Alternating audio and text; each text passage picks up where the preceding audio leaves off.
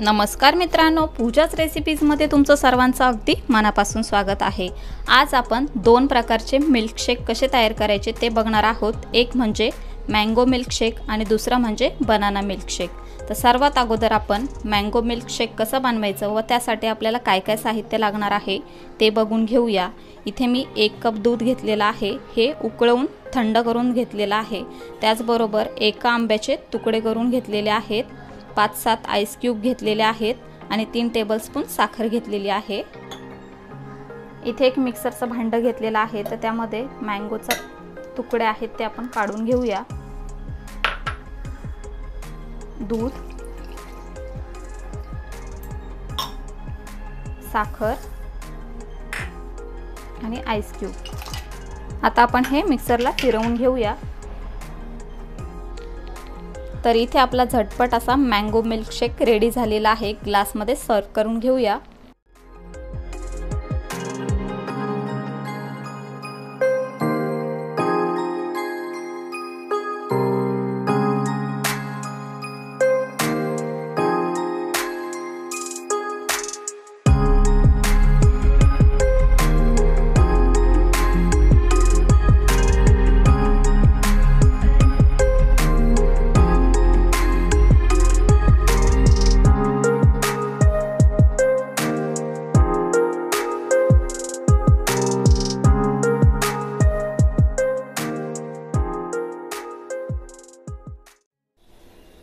Banana मिल्कशेकसाठी लागणारे साहित्य बघून घेऊया। इथे मी एक केळं कट करून घेतलेला आहे साल काढून।